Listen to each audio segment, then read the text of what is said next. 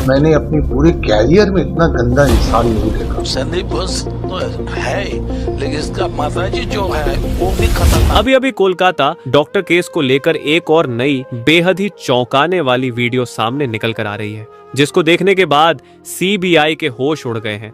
Doctor बिटिया के rape और मर्डर केस को लेकर एक ऐसे शख्स की पहचान की गई है जो कि टीएमएससी से भी ताल्लुकात रखता है। सबसे हैरानी वाली बात तो यह है कि यह दरिंदा संदीप घोष का करीबी भी बताया जा रहा है, और यह दरिंदा इतना हैवान है कि आप इसके करतूतों के बारे में सुनेंगे तो आपकी रूह कांप जाएगी।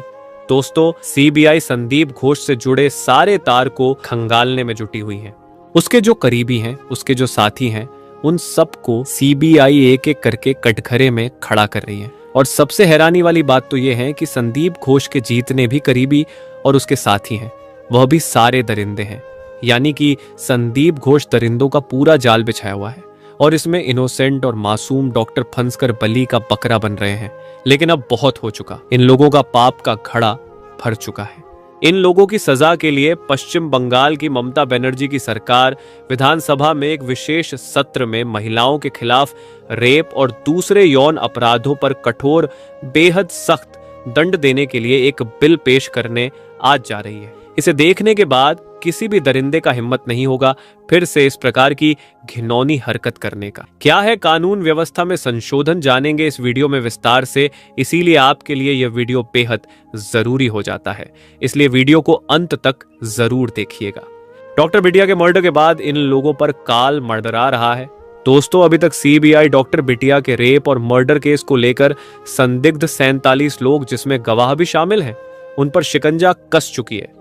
10 लोगों का पॉलीग्राफ टेस्ट भी हो चुका है, और इसमें सबसे बड़ा जो दरिंदा है यानी संदीप घोष, उसका कई बार टेस्ट हो चुका है। लगभग 13 बार टेस्ट हो चुका है, और अभी अभी इस नए दरिंदे के आ जाने से इस केस में बड़ा घमासान शुरू हो गया है। सीबीआई फुल एक्शन में आ गई है। सीबीआई ऐसी जाल बिछा रही है कि खुद ब खुद डॉक्टर बिटिया के जो कातिल है वह दरिंदे फंसते चले जा रहे हैं। दोस्तों, मीडिया रिपोर्ट से एक और सनसनी खुलासा हुआ है कि संदीप घोष जो है वह लावारिस डेड बॉडी और बायोमेडिकल वेस्ट की स्मगलिंग बांग्लादेश में करता था। आरजीकर मेडिकल कॉलेज में जो ट्रेनी डॉक्टर होती थी उन्हें ब्लैकमेल भी करता था। 15 जूनियर डॉक्टरों का एक गैंग बनाया था जो वसूली करता था। इस गैंग के सदस्य गेस्ट हाउस में लड़कियां लाते थे, बाहर से भी कुछ लोग आते थे, उनके लिए रंगीन महफिलें सजती थी, यहाँ पर उनको शराब परोसी जाती थी। यही गैंग विद्यार्थियों को पास फेल करता था, फिर उनसे पैसे वसूलता था, विद्यार्थियों को गलत काम करने के लिए मजबूर करता था। दोस्तों, सूत्रों के हवाले से यह भी पता चला है कि संदीप घोष के पास भ्रष्टाचार का अथाह काला धन है। ऐसा भी हो सकता है इनके साथ कुछ लोग हो जो मिल बांट कर खाते हो, उसके एवज में इनको बचाते हो। और तो और, अगर कोई भी ट्रेनी डॉक्टर इसके खिलाफ आवाज उठाने की कोशिश करता है तो वह उसे दबाने की हर संभव प्रयास करता था। और यह सब संदीप घोष के साथ ही कार्यरत उसी डिपार्टमेंट के एक अधिकारी ने बड़ा खुलासा किया है। इससे यही साबित होता है कि इस केस का जाल बहुत लंबा बिछा हुआ है, इसमें बड़े से बड़े लोग इन्वॉल्व हो सकते हैं। सबसे बड़ी खुशी की बात तो यह है कि सीबीआई अपने फाइनल डिसीजन पर बहुत जल्द पहुंचने वाली है, और कोर्ट में चार्जशीट बहुत जल्द पेश करने वाली है। उसके बाद इन दरिंदों के करतूतों का जो पूरा काला चिट्टा है वह जज के सामने पहुंचेगा, और उसके बाद उनकी जो इतनी घिनौनी दरिंदगी है, अगर फांसी की भी सजा दी जाए तब भी कम है। इनको फांसी तो होना निश्चित ही है, इस बात से नकारा नहीं जा सकता है। ये छिपे हुए दरिंदे यही सोच रहे थे कि संजय राय को इस केस का मेन विक्टिम बनाकर हम बच जाएंगे।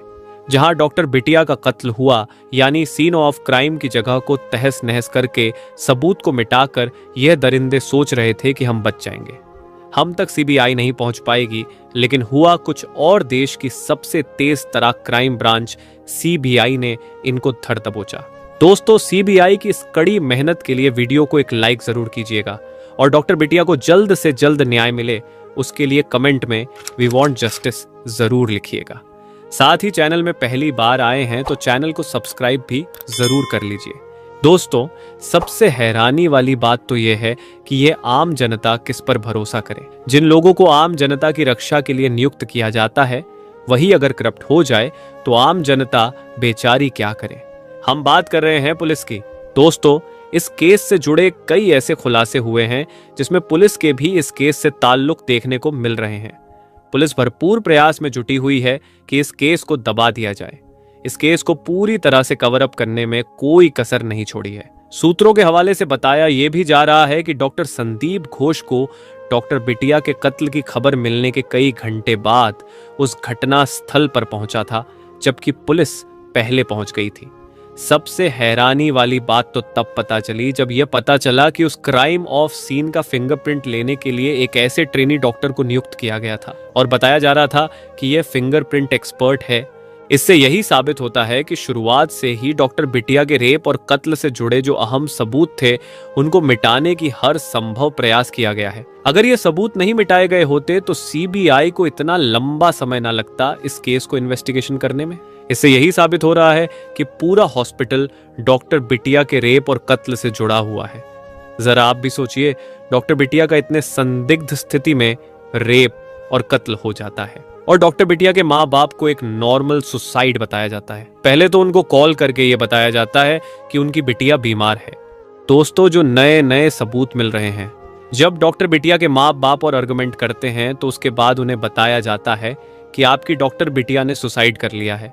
लेकिन डॉक्टर बिटिया के माँ बाप को यह विश्वास नहीं हो रहा था, क्योंकि उनकी डॉक्टर बिटिया कायर नहीं थी, एक साहसी बिटिया थी। मुसीबत से लड़ना वह जानती थी, इसलिए वह इतना गलत काम नहीं कर सकती है। इसलिए डॉक्टर बिटिया के माँ बाप को यही लग रहा था कि डॉक्टर बिटिया को जानबूझकर मारा गया है। और तो और दोस्तों, हॉस्पिटल के जो और भी स्टाफ लोग हैं वह भी इतने दरिंदे हैं, या हो सकता है कि संदीप घोष के डर से ऐसा गलत कदम उठा रहे थे। आपको बता दें, डॉक्टर बिटिया के माँ बाप को 3 घंटे तक अस्पताल में वेट करना पड़ा था अपनी बिटिया का चेहरा अंतिम वक्त देखने के लिए। इससे ही लगता है कि हॉस्पिटल पुलिस और कई ऐसी बड़ी हस्तियां डॉक्टर बिटिया के रेप और कत्ल के पीछे हैं। तभी तो सारी चीजों को खुद के कंट्रोल में कर रखा है। एक नॉर्मल आदमी का ये काम नहीं हो सकता है। दोस्तों, अब जान लेते हैं कि नई वीडियो से एक नया दरिंदा जो पकड़ा गया है वह कौन है, डॉक्टर बिटिया के केस से उसके क्या ताल्लुकात है और वह दरिंदा क्या क्या कांड कर चुका है। सारे सबूत मैं आपके सामने रखने वाला हूं। जो यह नया दरिंदा पकड़ा गया है, यह संदीप घोष का बेहद ही करीबी है। इसका नाम है मुस्ताफिजुर रहमान। इस पर रैगिंग का आरोप है। दरअसल यह बाहर से गुंडे दरिंदों को बुलाकर लड़कियों से रैंकिंग करवाता था। हद तो तब हो गई जब यह पता चला कि यह दरिंदा यानी मुस्ताफिजुर रहमान अस्पताल में जो सुंदर महिला डॉक्टर होती थी उन्हें बुलाकर एकांत कमरे में गंदे गंदे आइटम सॉन्ग पर डांस करवाता था। धरना देने वाले मोहम्मद सीबी नामक जूनियर डॉक्टर ने बताया कि मुस्ताफिजुर ने करीब 3 साल पहले मेदिनीपुर मेडिकल कॉलेज से डिग्री ली थी। पढ़ाई पूरी होने के बाद भी वह यहीं जमा हुआ है और हॉस्टल में रहता है। वह हमें परेशान करता है और जूनियर डॉक्टरों को हॉस्टल से बाहर निकालने की धमकी देता है। जब हम उसके खिलाफ शिकायत दर्ज कराने की बात कहते हैं तो वह बोलता है कि इससे कुछ नहीं होगा, भले ही शिकायत हेल्थ डिपार्टमेंट से ही क्यों ना हो। मुस्ताफिजुर ने जूनियर डॉक्टरों को उनके रजिस्ट्रेशन सर्टिफिकेट नहीं मिलने की भी धमकी दी है। वह हर चीज को कंट्रोल करता है। दोस्तों, इसके अलावा संदीप घोष का एक और करीबी सीबीआई के राडार में है, जो खुद फॉरेंसिक मेडिसिन का डॉक्टर है, यानी कि डॉक्टर देवाशीष सोम, जिनका आरजी कर के साथ कोई लेना देना नहीं है। वो उस दिन क्राइम सीन पर मौजूद थे।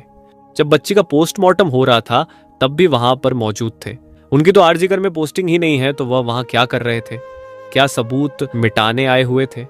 क्या यह भी डॉक्टर बिटिया के रेप और मर्डर में शामिल था?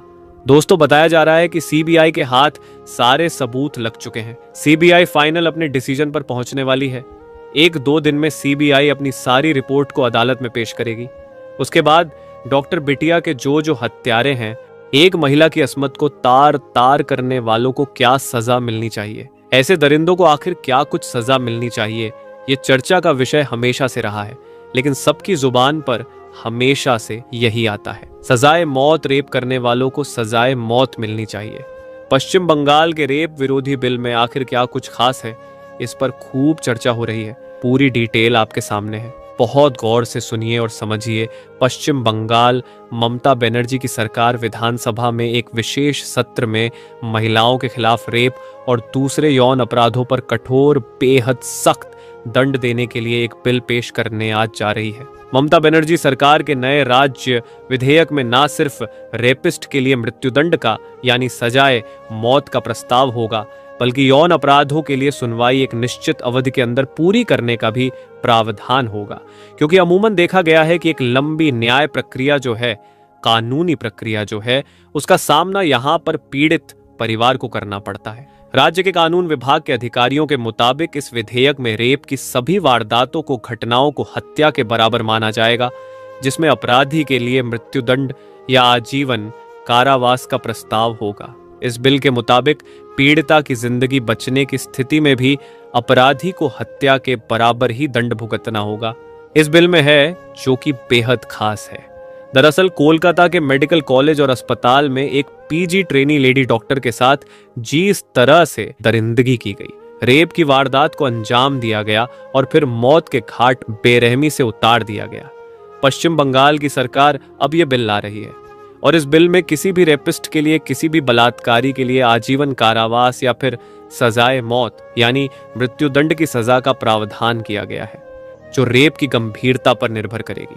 अगर अपराधी जीवित है यानी कि जान बच जाती है तो भी उस दोषी को आजीवन कारावास यहां पर दिया जाएगा, यानी कि उम्र भर उसे जेल की सलाखों के पीछे रहना ही होगा। अगर पीड़िता अपनी जान गंवा देती है, पीड़िता को मार दिया जाता है या फिर बिस्तर पर भी वो पड़ जाती है, उसके शारीरिक तौर पर वो पूरी तरह से भी बस हो जाती है, तो भी मृत्युदंड दिया जाएगा। दोषी को, उस रेपिस्ट को मुकदमा चलाकर अपराधी को दोषी करार होने पर ये पूरा जो एक समय सीमा यहाँ पर तय की गई है, मामला उसी समय सीमा पर पूरा होना होगा।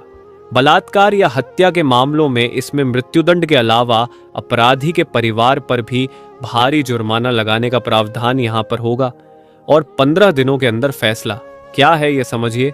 दरअसल इस बिल में फैसला कम से कम समय में दिए जाने का भी प्रस्ताव है, जिसमें पर्याप्त निर्णायक सबूतों वाले मामलों में अपराध तारीख से 15 दिनों के अंदर फैसला सुनाए जाने का यह प्रावधान है, क्योंकि हर कोई जानता है कि जैसे जैसे वक्त बीतता है उसके साथ साथ सबूतों को मिटाने की कोशिश भी की जाती है, गवाहों को बदलने की कोशिश की जाती है, हालातों और परिस्थितियों से मुकरने की भी कोशिश होती है।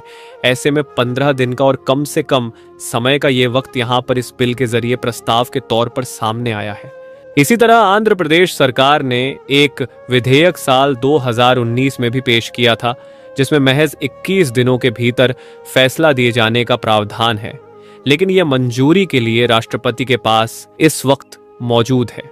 जबकि निर्भया अधिनियम 2013 और आपराधिक संशोधन अधिनियम साल 2018 के तहत फैसला रेप के मामले में फैसला देने का मौजूदा समय 4 महीने का है, जिसमें 2 महीने जांच के लिए और 2 महीने मुकदमे के लिए तय किए गए हैं। और देखिए, नए बिल में कई खास बातें हैं। दरअसल पश्चिम बंगाल के राज्य के कानून विभाग के एक सूत्र ने कहा कि इस विधेयक में कुछ दूसरे विशेषताएं हैं। पहली बात है कि रेप की घटना को हत्या के मामले के रूप में माना जाएगा और कानून के प्रावधान के मुताबिक ही पूरा मुकदमा यहां पर चलेगा। दूसरा, बलात्कार या बलात्कारी और हत्या के सभी मामलों की जो सुनवाई होगी फास्ट ट्रैक अदालतों में होनी चाहिए। यह भी कहा गया है, विधेयक में यह अनिवार्य किया गया है, अनिवार्य यानी जरूरी किया गया है कि अपराध की खबर देने के लिए इसकी सूचना देने के 6 घंटे के भीतर ही पीड़िता की मेडिकल जांच कराई जानी चाहिए, यानी कि कोई लेट लतीफ किसी भी स्तर पर सामने नहीं आनी चाहिए। वही आरोपी को गिरफ्तारी के फौरन बाद मेडिकल जांच करानी चाहिए, ताकि किसी भी तरह से कोई सबूत जो है वो किसी भी कीमत पर मिटने ना पाए। तो देखिए, बिल यहाँ पर जरूर सामने आएगा। प्रस्ताव बेहतरीन है। प्रावधान अगर मजबूत तौर पर आता है तो यकीनन एक बड़ा बदलाव यहाँ पर हो सकता है, लेकिन सवाल यही उठता है कि जमीनी स्तर पर क्या वाकई ये सामने आ पाएगा या फिर कागजों में लिपटा रह जाएगा, जैसा कि अमूमन हर बार देखा जाता है। लेकिन इसी सकारात्मक सोच के साथ पहल होनी चाहिए कि एकजुट होकर ऐसे बिल का सपोर्ट किया जाना चाहिए जहां पर किसी महिला की, लड़की की अस्मत को तार तार करने वालों को सजाएं, मौत मिले या आजीवन कारावास मिले। इस पर आपका क्या विचार है, हमें कमेंट करके जरूर बताएं। साथ ही अगर अभी तक आप हमारी इस चैनल को सब्सक्राइब नहीं किए हैं तो चैनल को सब्सक्राइब जरूर करके रखें, ताकि आने वाला वीडियो का नोटिफिकेशन आपको समय पर मिल सके। वीडियो को अंत तक देखने के लिए धन्यवाद।